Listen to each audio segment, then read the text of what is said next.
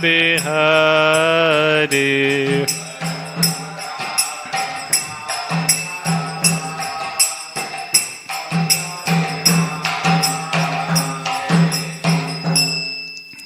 Jayom Vishnupad Paramahamsa Parichara Stotar Sata Shishima.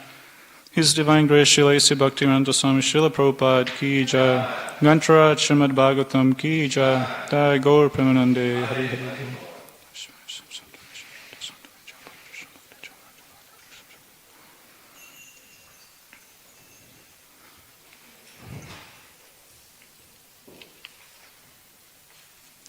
Om Namo Bhagavate Vasudevaya.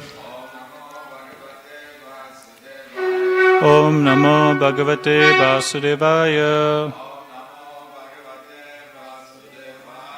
Om Namo Bhagavate Vasudevaya.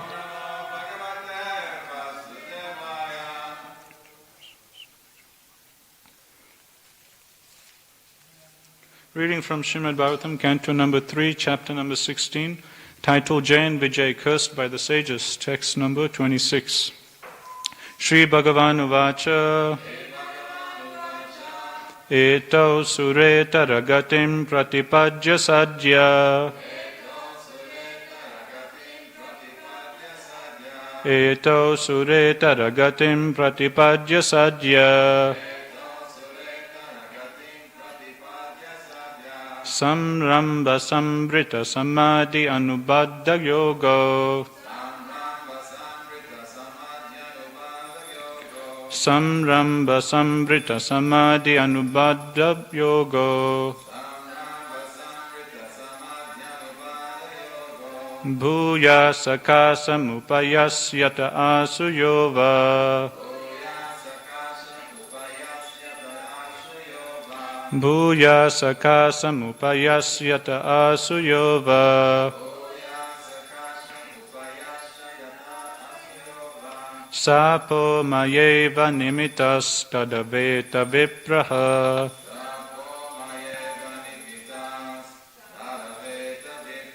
Sapo Mayeva Nimitas Tadaveta Vipra Shri Bhagavan Uvacha Etau Sureta Ragatim Pratipadya Sadhya Samramba Sambrita Samadhi Anubadha Yoga Bhuya Sakasam Upayasyata Asuyova Sapo Mayeva Nimitas Tadaveta Vipra Eto Sureta Ragatim Pratipadya Sadhya Samramba Sambrita Samadhi Anubadha Yoga Bhuya Sakasam Upayasyata Asuyova Sapo Mayeva Nimitas Tadaveta Vipraha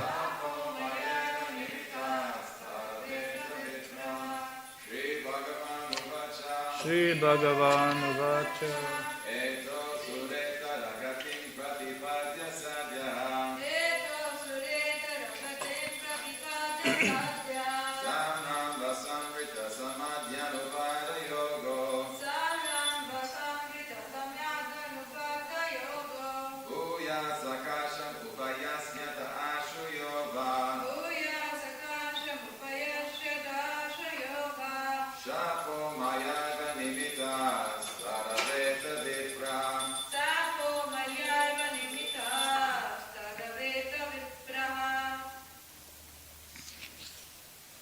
Mataji's.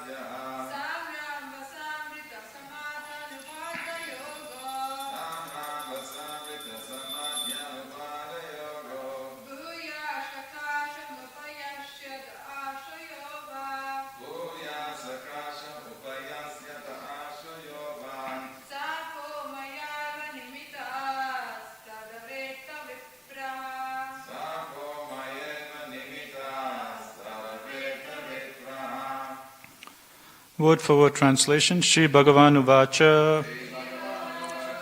The Supreme Personality of Godhead replied, Eto, these two doorkeepers, Sura Itara, demoniac, Gatim, the womb, Pratipadya, obtaining, Sadhya, quickly, Samramba, by anger, Sambrita, intensified, Samadhi, concentration of mind, Anubadha, firmly, Yoga, united with me, Bhuya, again, Sakasam, to my presence, Upayasyata, shall return, Asu, shortly, Ya, which, Va, of you, Sapa, curse, Maya, by me, Eva, alone, Nimitta, ordained, Tat, that, Aveta, no, Vipra, O Brahmanas. Translation and purport by His Divine Grace, Srila A.C. Bhaktivedanta Swami Srila Prabhupada, Srila Prabhupada Ki Jai. Translation. The Lord replied, O Brahmanas, know that the punishment you inflicted on them was originally ordained by me, and therefore they will fall to a birth in a demoniac family. But they will be firmly united with me in thought, through mental concentration, intensified by anger, and they will return to my presence shortly. Om Jnana Timirandasya Jnananjana Salakaya Chaksurmritam Yena Tasmai Shri Gurave Namaha. Jai Shri Krishna Chaitanya Prabhu Nityananda Shri Advaita Gadadhara Shivasadi Gaura Bhakta Vrinda. Hare Krishna Krishna Krishna Hare Hare, Hare Rama Rama Rama Hare Hare. It's a long purport, so we'll just go through it bit by bit. Purport by Srila Prabhupada. The Lord stated that the punishment inflicted by the sages upon the doorkeepers, Jay and Vijay, was conceived by the Lord Himself. Without the Lord's sanction, nothing can happen. So yesterday, we heard the four Kumaras speaking to Vishnu, and we were seeing how the four Kumaras at this stage, they're feeling a bit guilty and a bit repentant at heart, because they've just cursed two of Krishna's very dear devotees, Jay and Vijay, pure devotees of the Lord. And after hearing Vishnu speak, they start to feel a bit guilty and repentant. We shouldn't have done this, we shouldn't have cursed Jay and Vijay, actually it's our fault, but out of bad mindset, we cursed them. And now they're feeling a bit guilty. So out of guilt, in yesterday's verse we were seeing, they were appealing to the Lord that we understand now that we have unnecessarily cursed two innocent people. And because of that, we're feeling very guilty. And because of that, we know that, there should be some punishment given to us. So whatever punishment you think is good for our spiritual well-being, you please bestow that punishment upon us. So like this, the four Kumaras, they appeal to Lord Vishnu. Now, in today's verse, we're hearing Lord Vishnu's reply to the four Kumaras. So from the four Kumaras, from their side, they're feeling very repentant, they're feeling very guilty, or, we've done some aparad, we've unnecessarily cursed two innocent devotees of the Lord. And on the other side, Jay and Vijay, also they're feeling a bit guilty and ashamed also. Because in the absence of their master, these four great devotees were coming, and they somehow or other offended them and made them angry. So Jay and Vijay also, you can understand their mood, their consciousness is they're also feeling a bit guilty and they're also feeling a bit ashamed. Now the master has to come and rescue them from being cursed. So both sides, the four Kumaras, they're feeling guilty, Jay and Vijay, they're feeling guilty. So now Vishnu will reply to the four Kumaras, and Vishnu will pacify them, help them not feel too guilty. Now Vishnu in today's verse is explaining that, O Brahmanas, Know that the punishment you inflicted upon them was originally ordained by me, and therefore they will fall into a birth in a demoniac family. So first, Vishnu, he very expertly, he pacifies the four Kumaras. I think a week or two ago, Partha Prabhu, he was going through nectar devotion about the different qualities of Krishna that we can see in this pastime. One of the qualities he was mentioning is how Krishna is a very fluent speaker. He's a very pleasing talker. So here we're seeing how in today's verse he's pacifying both the four Kumaras and he's also pacifying Jay and Vijay. Because both set of devotees, they're feeling a bit bad at heart. Jay and Vijay are feeling a bit bad because they some or other offended four great devotees. And four Kumaras are also feeling bad because they unnecessarily cursed two devotees in Vaikuntha. Now Vishnu will pacify both sets of devotees. Firstly, he's pacifying the four Kumaras by saying that, my dear Brahmanas, don't worry. Actually, this whole cursing that which you did to my devotees was actually all part of my plan. It was actually ordained by me. Without my sanction, nothing happens. It was my plan for my devotees to get cursed. Now in the purport, Prabhupada will explain why Vishnu arranged this whole thing for his two devotees to get cursed. As we all know, Prabhupada explains that Krishna, he wanted to have a good fight in the Vaikuntha, in Goloka Vrindavan. Everyone is his devotees. So there's no one to fight with. So when Krishna, he desires to have a good fight, good battle, then he has to come to the material world. But in the material world, there's just tiny little insignificant jivas. No one can put up a good fight for Krishna. So therefore Krishna, he has to send, some powerful devotees from the spiritual world to come down and to have a nice mock fight with Krishna. So in this way, Prabhupada explains, this was the desire of Krishna. That Krishna, he wanted Jay and Vijay to purposely come down so he can have a nice battle.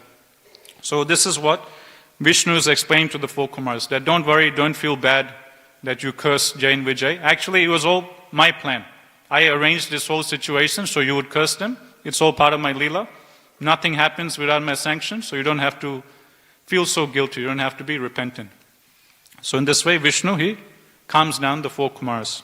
Then in the second half of the verse, he will pacify Jay and Vijay also. Now Jay and Vijay, they're getting cursed to go down to the material world. And Prabhupada explains that what is the biggest fear for devotees? The biggest fear for devotees is forgetfulness of Krishna. That is the greatest fear for a devotee. And Narad, if you remember Krishna book, as we know, Narad Muni, he's the greatest of all Vaishnavas. He's one of the 12 Mahajans. He is given as one of the Saktavesh avatars of the Lord. So Saktavesh avatar means he's a jiva just like us, but he is empowered with a particular Shakti by the Supreme Lord. So different Shakti avatars, they're empowered with different Shaktis. Like the four Kumaras, they're empowered with Jnana Shakti, the Shakti of transcendental knowledge. Lord Parshuram, he is empowered with Dusta Damana Shakti, which means he's empowered with a special Shakti to kill the demons. In the same way, Prithu Maharaj, he is empowered with Palana Shakti. Palana Shakti means the Shakti to maintain and take care of all the citizens, all the praja. So in the same way, Narad Muni is a Shaktavesh avatar of the Lord, and he is empowered with Jnana Shakti. Sorry, not Jnana Shakti, Bhakti Shakti. So he is empowered with the Shakti to give devotional service to anyone he wants. Like this, Prabhupada, he explains in one purport that Narad Muni, because he is empowered with Bhakti Shakti, whenever Narad Muni sets his eyes on any particular jiva, and he just simply desires, I wish this person become a devotee, that person will immediately become a devotee. That's all he has to do. He just simply has to look upon a jiva and just in his heart think, this person is a nice person. It would be nice if he becomes a devotee. Just by that desire of Narad Muni, he is so empowered, that person will immediately become a devotee. And we see this in so many instances in the Shastras of great persons who are all disciples of Narad Muni. Dhruva Maharaj is a disciple of Narad Muni. Prahlad Maharaj is a disciple of Narad Muni. Mrigari the hunter, he was so sinful and so degraded, but even he became a great pure Vaishnava of the Lord, just by the association of Narad Muni. So in terms of hierarchy of devotees, Narad Muni, he's all the way at the top. He's empowered with the Shakti of Bhakti Shakti. He's empowered to give Bhakti to anyone and anyone, whoever he wants. So the best person we can learn Bhakti from, or how to do devotional service, is Narad Muni. So Narad Muni in Krishna book, one day he visits Dwarka. And he goes into the palace of Rukmani Devi. And Narad Muni, he has heard from the Vaishnavas that Krishna in Dwarka, he has 16,108 palaces for his 16,108 queens. And Krishna is personally present with each and every one of those queens. So when Narad Muni hears this, he's amazed, like, wow, how is my Lord doing this? How is he personally present with 16,108 queens in 16,108 palaces? So he's amazed, so he wants to come and see for himself how Krishna is doing all this, how Krishna is so lovingly reciprocating with his devotees. So one day he visits Dwarka to see the wonderful pastimes of the Lord. First he comes to the palace of Rukmani Devi. When Narad Muni comes, Krishna immediately, he very nicely, setting the example of ideal householder, immediately he comes and gives a nice welcoming reception ceremony for Narad Muni. He immediately says, "Oh, Guruji, it's so nice to see you. Please come, please come." Krishna seats him on a nice seat, starts washing Narad Muni's feet with his own hands. And Narad Muni is the devotee, he is the servant, Krishna is the master. But here the master is washing the feet of Narad Muni. But Narad Muni, he doesn't complain, doesn't stop Krishna. No, how can you do this? You're the Lord. Why are you washing my feet? The devotee Prabhupada explains in Krishna book that the devotees of the Lord, they understand what is Krishna's mood, what is Krishna's desire, and they simply go along with that mood. They don't want to create any obstacle in Krishna's pastimes. So Narad Muni, he understands that Krishna's mood or his desire is that he wants to teach the whole world example of an ideal householder. So therefore Narad Muni, he doesn't stop Krishna from washing his feet. He understands that this is my Lord's desire, that by washing my feet, he wants to teach the whole world. So even though it's a big austerity for Narad Muni to have his master wash his feet, you can imagine, like having some superior Vaishnava or a spiritual master coming and washing our feet, that's like completely unthinkable for us. That's like the biggest austerity. But Narad Muni, he goes through that austerity voluntarily. He just grits his teeth and lets Krishna wash his feet. Why? For Krishna's pleasure. So this is the principle of Vrindavan. The principle of Vrindavan, Chaitanya Charitamrita explains, is Krishna Sukha Hetu, which means, Hetu means cause, Sukha means happiness. Krishna Sukha Hetu means, the principle of Vrindavan is, anything and everything for the pleasure of Krishna. Whatever pleases Krishna, we will do that for him. So in this case, what's going to please Krishna? To allow Krishna to wash your feet will please Krishna? Okay, no problem. Never mind, I go to hell for millions of lifetimes for having the Supreme Lord touch my feet. No problem. If this is what pleases Krishna, let Krishna do it. So in this mood, although he is the servant, Krishna is the master, Narad Muni, he allows Krishna to wash his feet. So in this way, Krishna, he is setting the example of an ideal householder.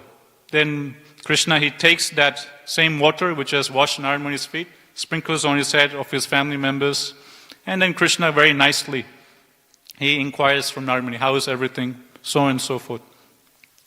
Now, as Narad Muni is leaving this first palace of Mother Rukmani, Krishna, he asks Narad Muni that, you please ask me something, I want to serve you.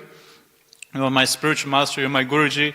Please ask me for any benediction, any boon, I will give you, whatever I have. Now, out of all the things Narad Muni could have asked for, what is it that he asked for? In Krishna book, it is explained that Narad Muni, he asked for the boon that, my dear Lord, please bless me that I always remember you and I never forget you.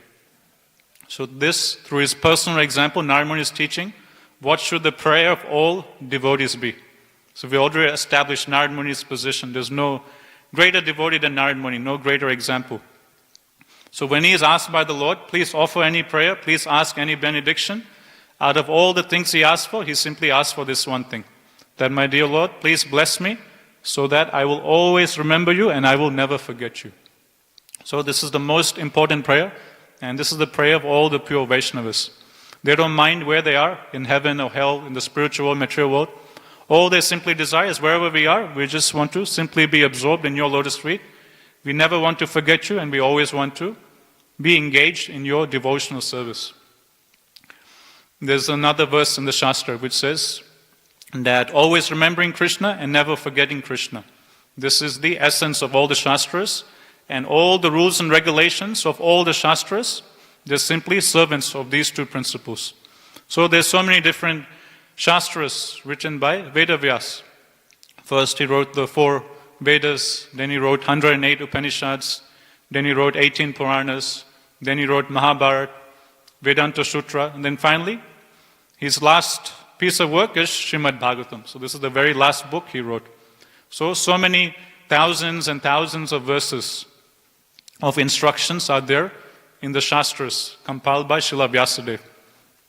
Now, the Shastras explain, if you take all of these, unlimited instructions which are there in the Shastras, all of these unlimited instructions are all simply servants of 2 main instructions, which is, number 1, to always remember Krishna, and number 2, to never forget Krishna. These are the main 2 principles, and all the other instructions you find in the Shastra, they're all servants of these 2 instructions, which means all the other instructions in the Shastra are supposed to assist us to always remember Krishna and to never forget Krishna. So different instructions like the 4 regulated principles, these are things that will make us forget Krishna, so we don't do it. Chanting Hare Krishna, waking up early in the morning, worshipping Tulsi Marni, worshipping the spiritual master, worshipping the deity. So many rules and regulations are there. They're all meant to help us remember Krishna and never forget Krishna. So this is the main prayer, this is the main mood of all the Vaishnavas, as exemplified by Narad Muni. So this is the same fear that Jay and Vijay have. As they're getting cursed, they're afraid, okay, we're going to leave Vaikuntha, we're going to go to the material world, and what is their fear? Their fear is, we don't want to forget you, my dear Lord, when we go to the material world.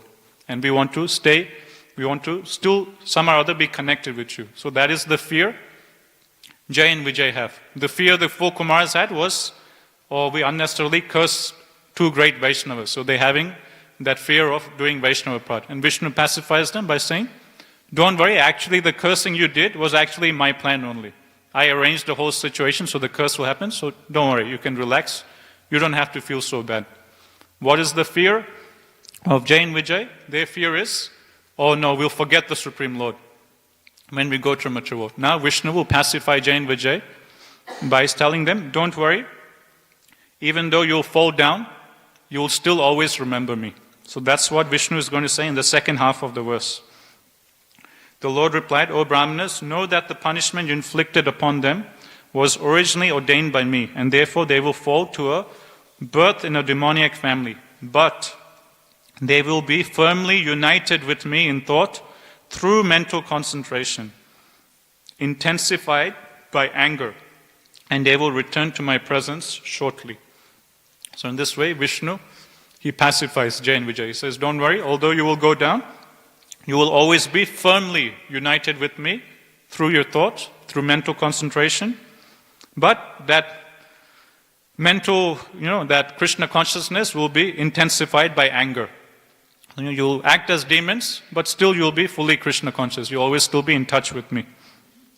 And very soon you'll return to my presence. Don't worry, just for a short time you'll go down, you'll act as demons, but you'll still be meditating on me, and in a short time, no problem, you'll come back to me. So in this way, Vishnu is very nicely pacifying Jay and Vijay. Okay, we'll continue on with the purport. The Lord stated that the punishment inflicted by the sages upon the doorkeepers was conceived by the Lord himself. Without the Lord's sanction, nothing can happen. It is to be understood that there was a plan in the cursing of the devotees in Vaikuntha, and his plan is explained by many stalwart authorities.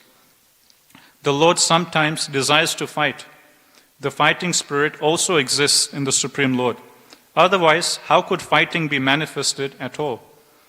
Because the Lord is the source of everything, anger and fighting are also inherent in his personality. When he desires to fight with someone, he has to find an enemy But in Vaikuntha world, there is no enemy because everyone is engaged fully in his service.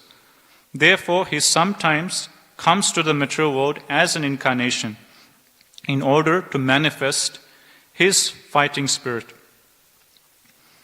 So Prabhupada is explaining, as we briefly discussed, how all the different desires, things we like to do in the material world, Krishna also has those very same desires. He also likes to fly, he also likes to play sports, he also gets angry, he also has romance, everything. He also likes to have loving relationship with his friends, with parents, so on and so forth. So in the same way Prabhupada is saying, like all of us, we also have some, desire to fight. And that's why, people, they watch boxing matches, wrestling matches, they're so famous and everyone loves sports. That's like such a big multi-million or multi-billion-dollar industry, sports, soccer, rugby, tennis, so on and so forth. So all of these different things are all originally coming from the spiritual world. Because in the spiritual world, Krishna is playing different sports with his friends. That's why in the material world, there's also many sports. Because in the spiritual world, Krishna is having romance. In the material world also, people, they try to imitate Krishna. So everything is just a duplicate of the spiritual world. And Prabhupada is pointing that Krishna, he has this fighting spirit, but there's no one to fight with in the spiritual world. Everyone is his devotee, so then he has to come down. And to have a suitable match for him, Krishna, he arranges for his devotees to come down and assist him in his pastimes. In Bhagavad Gita 4.8 also it is said that the Lord appears just to give protection to the devotees and to annihilate the non-devotees. The non-devotees are found in the material world, not in the spiritual world. Therefore, when the Lord wants to fight, he has to come to this world. But who will fight with the Supreme Lord? No one is able to fight with him. Therefore, because the Lord's pastimes in the material world are always performed with his associates, not with others, he has to find some devotee who will play the part of an enemy. In Bhagavad Gita, the Lord says to Arjuna, "My dear Arjuna, both you and I have appeared many, many times in this world, but you have forgotten, whereas I remember." Thus Jay and Vijay were selected by the Lord to fight with him in the material world, and that was the reason the sages came to see him, and accidentally the doorkeepers were cursed. It was the Lord's desire to send them to the material world, not perpetually, but for some time.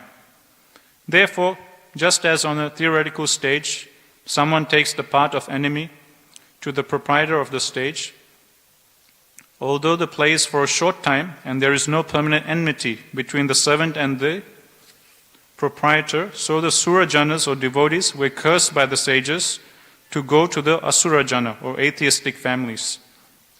That a devotee should come into an atheistic family is surprising, but it is simply a show. After finishing their mock fighting, both the devotee and the Lord are again associated in the spiritual planets. That is very explicitly explained here. The conclusion is that no one falls from the spiritual world or Vaikuntha planet, for it is the eternal abode. But sometimes, as the Lord desires, devotees come into this material world as preachers or as atheists. Prabhupada is saying sometimes devotees, they come into this world either as preachers or even as atheists. So this is an example of pure devotees coming down as atheists, Jay and Vijay, acting as demons. In each case, we must understand that there is a plan of the Lord. Lord Buddha, for example, was an incarnation, yet he preached atheism. So Buddha is another example of someone coming down to the material world and acting as an atheist. So this is all part of the Lord's Leela. For his pastimes, devotees, they're even willing to become an atheist. So this is how, it's big austerity, right, from the devotee side, to act as demons, to be angry at Krishna. But as we're explaining, the principle of Vrindavan is Krishna Sukha Hetu, anything for the pleasure of Krishna. So if for Krishna's pleasure it's required for us to be an atheist, we'll act like an atheist. If for Krishna's pleasure it's required for us to be a demon and fight with him, we'll take on the body of a demon and fight with him. So that is the principle of Vaikuntha, that is the principle of Vrindavan. So you can understand, how much surrender the devotees of the spiritual world have. That anything and everything they're able to do or willing to do for Krishna's pleasure.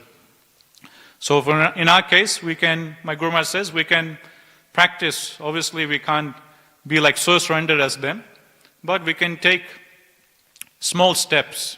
And my Guru Maharaj explains, we can consciously during the day just ask this question to ourselves. Okay, what is the best thing I can do for Krishna's pleasure at this moment? Okay, it's 5:15 in the morning. The best thing I can do for Krishna's pleasure at this moment is to sit down and nicely chant some good quality rounds. Okay, Bhagavatam class time, the best thing I can do this time is to sit down and attentively hear Bhagavatam. During Kirtan time, the best thing I can do for Krishna's pleasure is to sing and dance very enthusiastically for the pleasure of their lordships. In the same way, during the whole day, we can practice asking this question to ourselves. Okay, at this point, what is the best thing I can do for Krishna's pleasure? And Krishna will give intelligence from within our heart.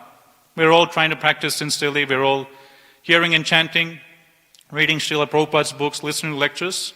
So because we're chanting and hearing nicely, no doubt Krishna will give us intelligence from within to make decision, okay, at this point in time, what is best for His pleasure. Like this, my Guru Maharaj explains, we just make that small endeavor to practice thinking of Krishna's pleasure, acting in a way that will please Krishna, and Krishna will help us make that consciousness of Vrindavan, Krishna Sukha Hetu, very much a part of our system.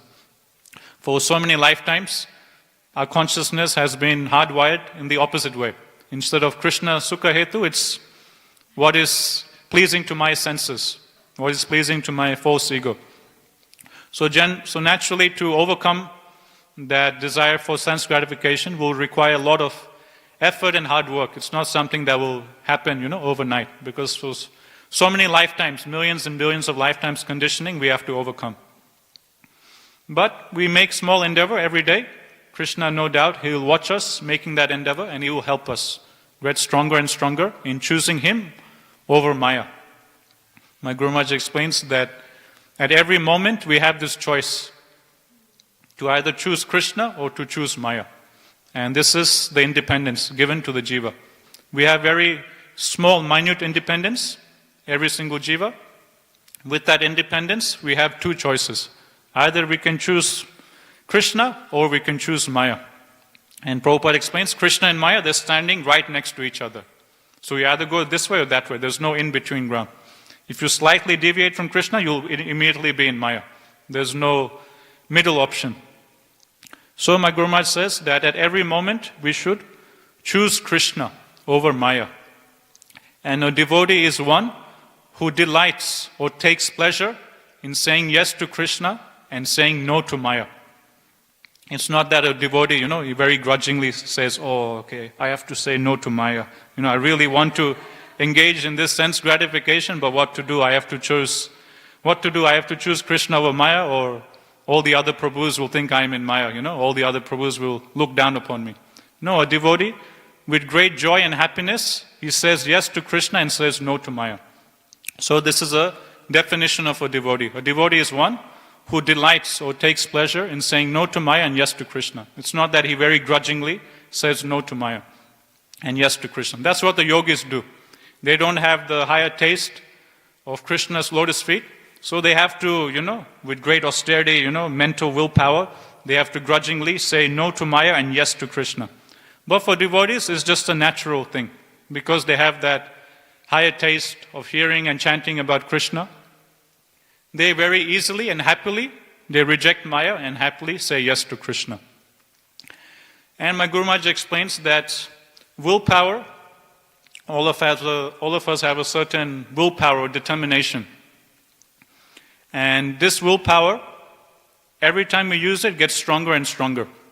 Just like on TV, some years ago, there was an ad to help people quit smoking. I think it was organized by the government. And this ad was showing like an animation of someone flexing his muscles like this. And as this person is flexing his muscles, the biceps are getting bigger and bigger and bigger. And this ad was saying that willpower is like a muscle. The more you use it, the stronger it becomes. So just like in weightlifting, the more you lift weights, the stronger and the bigger your muscles become. In the same way, this smoking ad is saying that our willpower is just like a muscle. The more you use your willpower, the stronger and stronger your willpower will become. The stronger and stronger your determination will become.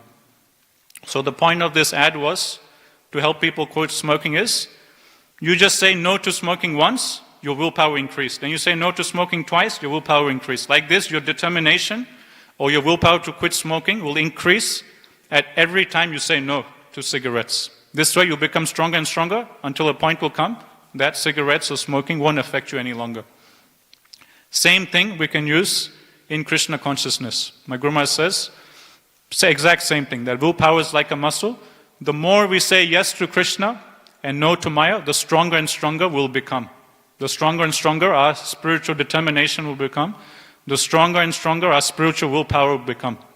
And we'll become very steady and strong, determined devotees. Every time we say yes to Krishna and no to Maya, the stronger we'll become. And the more determined we'll become. As we know, there's the different stages of bhakti. Shraddha, Sadhu Sangha, Bhajana Kriya. Then comes Anartha Nivritti. Sankarshan Maharaj, he was explaining that these 9 stages of bhakti, you can divide them into 2 portions. And he is saying that as we practice bhakti, it's like climbing up a mountain. It requires a lot of hard work and effort.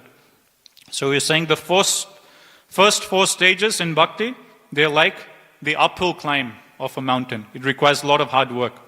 First Shraddha, then Sadhu Sangha. It requires a lot of effort, to properly associate with devotees. As we're saying in this instance, a little misjudgment, miscommunication, we can offend Vaishnavas. So to associate with sadhus, again, it requires great effort. And then next comes Bhajana Kriya, the practical practice of devotional service. Again, a lot of austerity, hard work.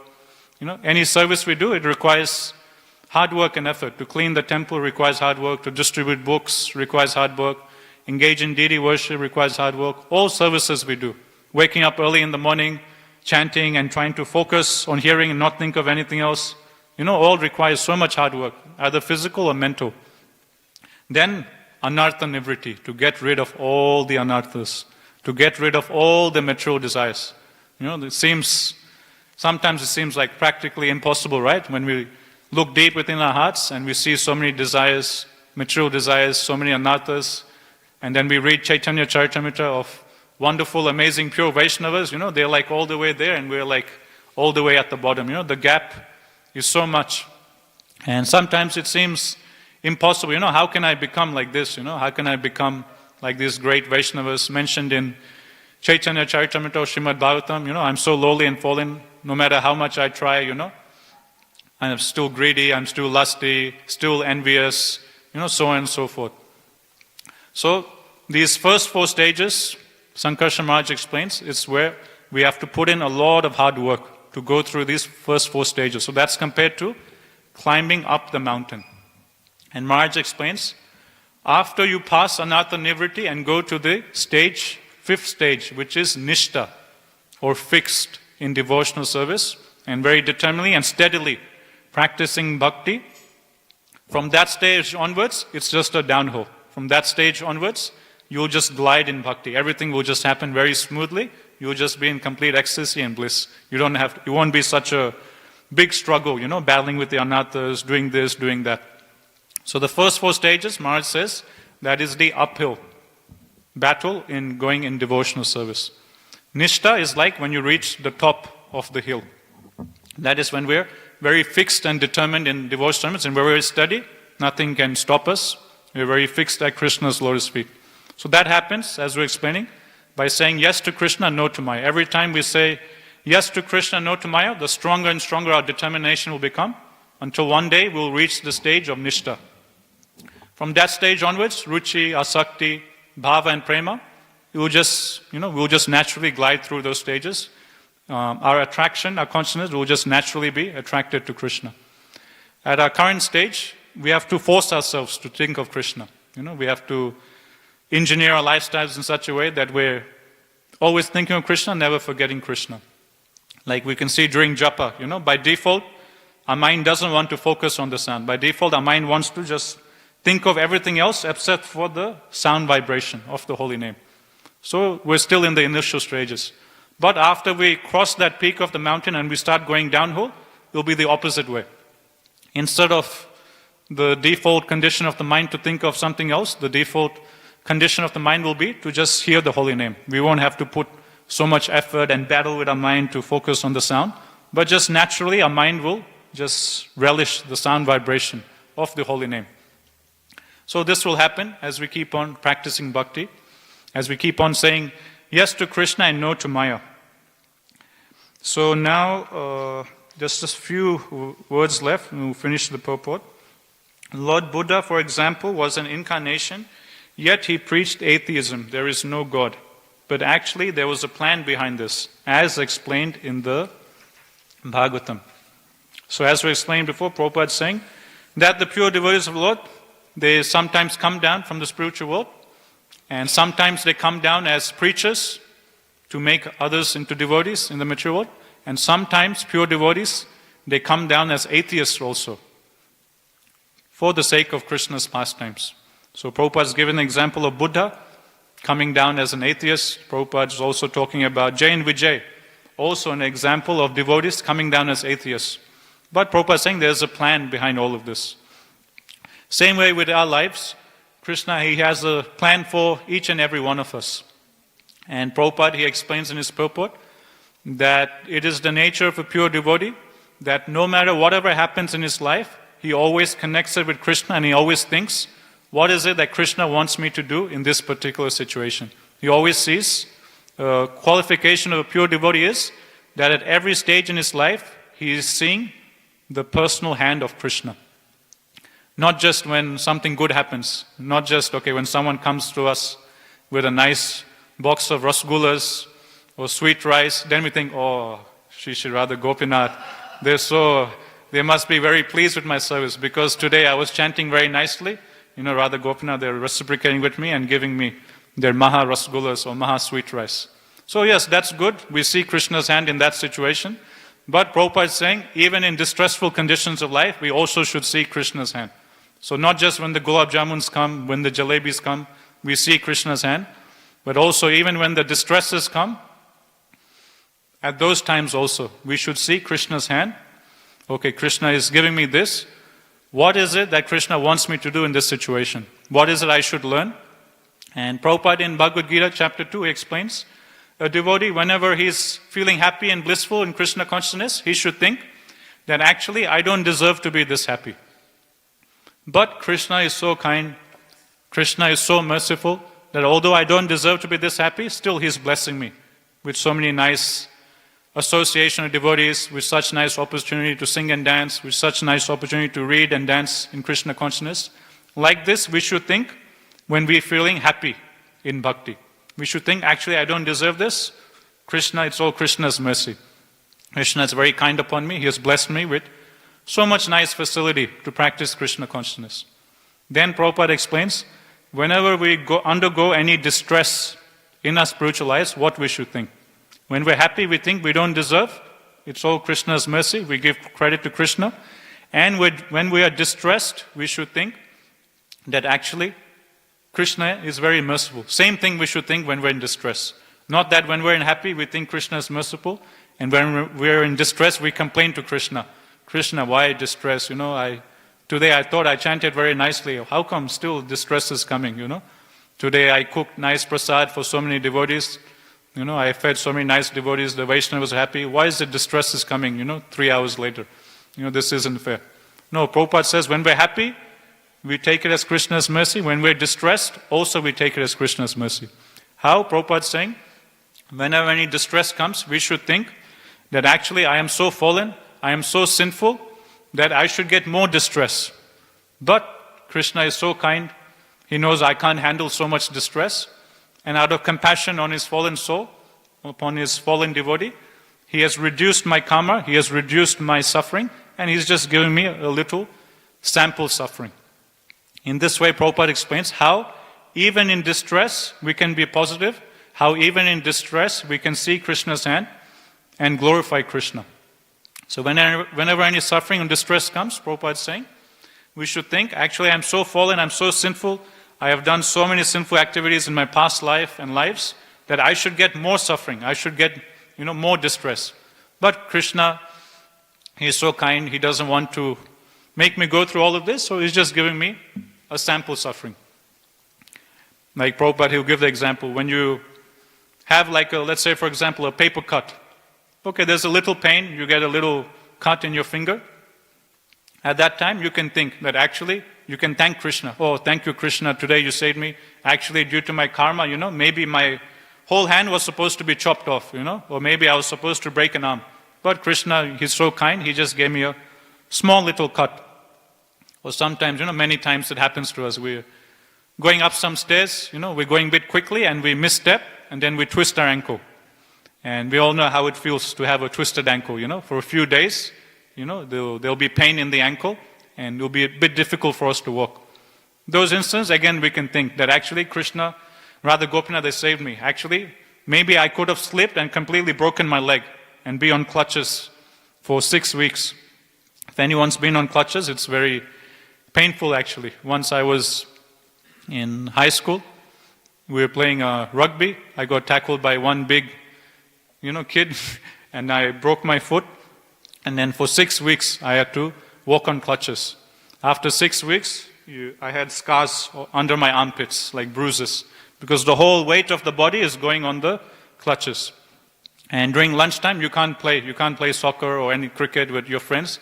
You just have to sit and just watch the other kids play, and you're just there on the side. It's like so depressing.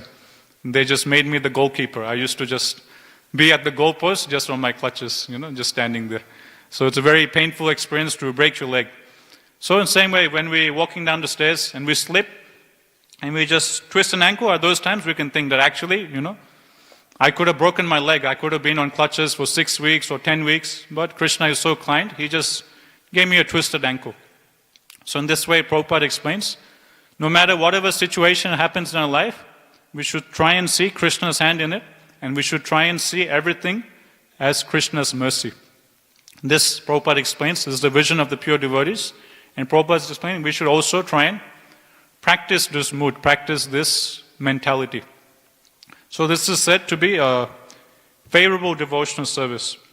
In the case of Jay and Vijay, they're going to come down as demons. And Krishna is saying that although you'll be born as demons, don't worry, you'll still always be absorbed in thoughts of me. You'll never be separated from me.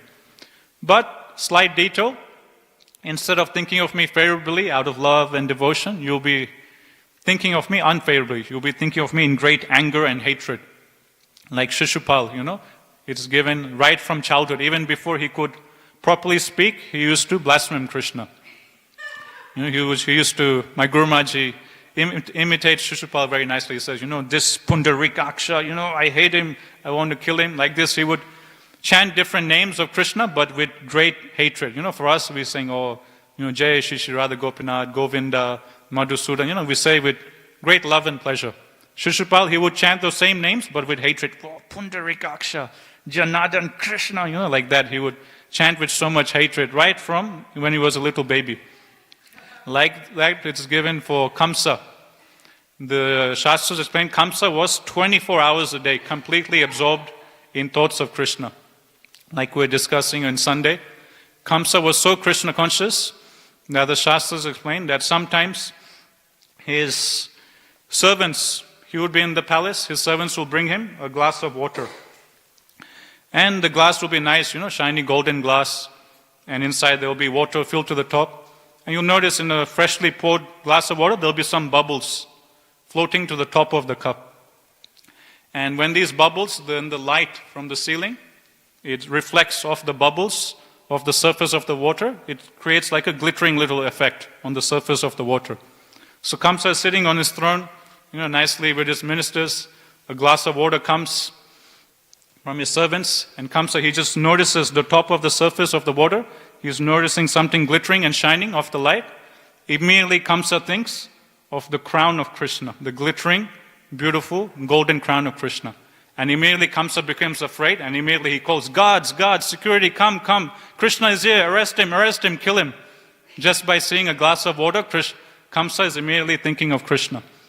Another example the Shastras give is whenever his servants used to bring any food or prasad for Kamsa, and that prasad or food would be yellow in color, like dal, nice mung dal, would be yellow in color.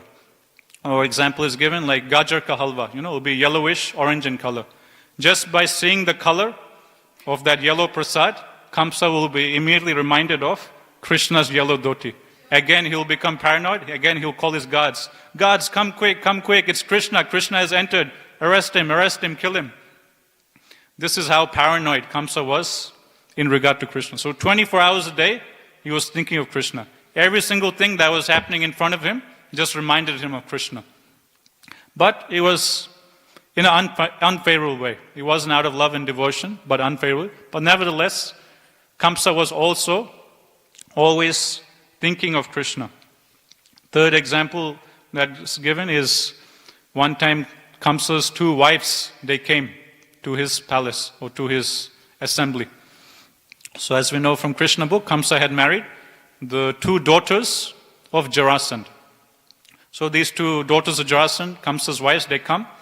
And naturally, when the wife comes, presents herself in front of the husband, she dresses herself very nicely. So the 2 queens, they come, all dressed up very nicely. And as Kamsa sees his 2 wives coming in, what does he think? Immediately he thinks of Krishna and Balram. And again he calls his guards. Guards, come quick, Krishna and Balram, they snuck into the palace. Arrest them. And then his wives have to come and pass by. It's us, my lord, it's your wives, It's not Krishna and Balram, we're your wives. Calm down, relax. So in this way, this is the mood of the demons. And this is all because of the blessing of Vishnu. Vishnu has blessed Jain Vijay. Don't worry, although you're going to the material world, you will always be absorbed in thoughts of me. Although you'll have demonic bodies, your consciousness will be absorbed in me, but it will be in the mode of anger. Nevertheless, you'll be absorbed in me, and very soon you'll come back to me. So that's why Narad Muni, in 7th canto Bhagavatam, out of humility he prays that I wish I could be as Krishna conscious as demons like Shishupal. I wish I can be as Krishna conscious as Kamsa. Just by seeing a glass of water, Kamsa is thinking of Krishna. Just by seeing dal, Kamsa is thinking of Krishna. Just by seeing his 2 wives, Kamsa is thinking of Krishna. When we look at water, we don't think of Krishna. When we look at our wives, we don't think of Krishna. When we take dal and rice for lunch, we don't think of Krishna's yellow dhoti. But Kamsa, he is so Krishna conscious, just by small things, he is reminded of Krishna. So that's why Narad Muni prays, I wish I could intensely be as Krishna conscious, as Kamsa, as Shishupal, as Hiranyakashipu, so on and so forth. But as devotees, we want to be that intensely absorbed, but in a favorable mood, not out of anger or hatred, but out of love and devotion. Then it's pure devotional service. As Rupa Goswami explains, Anya bilasita sunyam jnana karmadi anavritam anukulyena krishnanu silanam bhakti uttama. So one of the characteristics of pure devotional service is anukul. It has to be favorable for Krishna.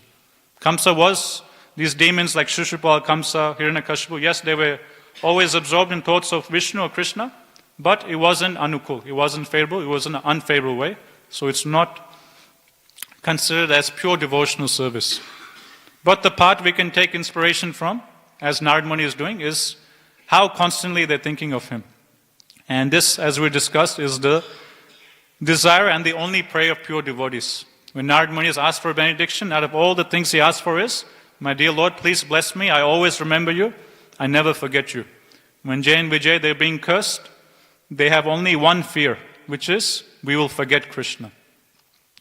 And we also explained how all the injunctions of the Shastras, all the rules and the regulations, they're all said to be servants of simply 2 instructions, which is to always remember Krishna and to never forget Krishna. Okay, we'll stop here. Yes, Prabhu.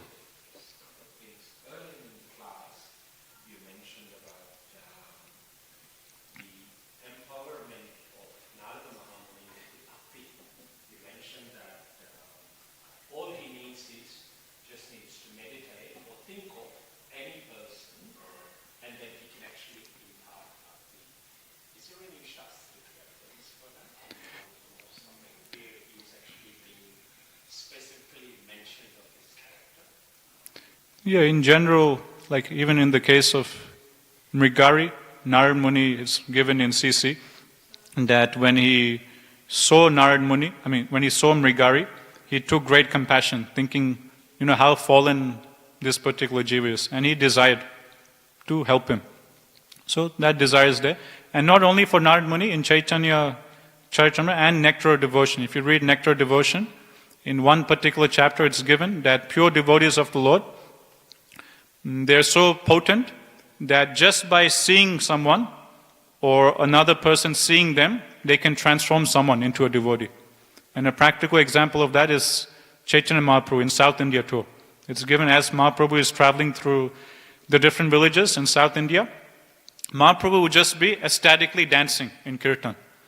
And the other, persons in this village, just by seeing Mahaprabhu, they would immediately become Krishna conscious, just by seeing him. And they would all become devotees, and then they themselves will preach and expand the movement. So in Nectar of Devotion is given that pure devotees are so potent that by another person, seeing them do devotional service, their hearts will get transformed and they'll become devotees. Or, if the devotee bestows his merciful glance upon a conditioned soul, they can become devotees. So 2 ways are given. One is, a devotee, he just glances upon a conditioned soul. By the power of that glance, merciful glance, they can become devotees. Second is, if that conditioned soul looks upon that devotee performing bhakti, then by that his heart can get transformed. So Mahaprabhu is also given as an example of that, showing that same potency of bhakti that Narad Muni has. So this is like this there's different, another one is given is desire. If a particular devotee very strongly desires for one jiva to become devotee, then Krishna, he is the servant of his pure devotees. He is subservient to them, whatever his desires, whatever his pure devotee desires, Krishna is obliged to fulfill that. So when Krishna is seeing that his pure devotee very strongly desires this particular jiva to become a devotee, then Krishna will make things happen to fulfill that desire of the devotee. So in this way, from this we see the potency of pure devotees of the Lord. Just by their glance, just by someone seeing them doing bhakti, or just by their strong desire to make someone devotee, they can become devotees. Actually, now it comes to mind, it's given 3 ways a pure devotee can transform a conditioned soul into a Vaishnava. First way is by their words. So when they speak, some instructions, give Bhagavatam class,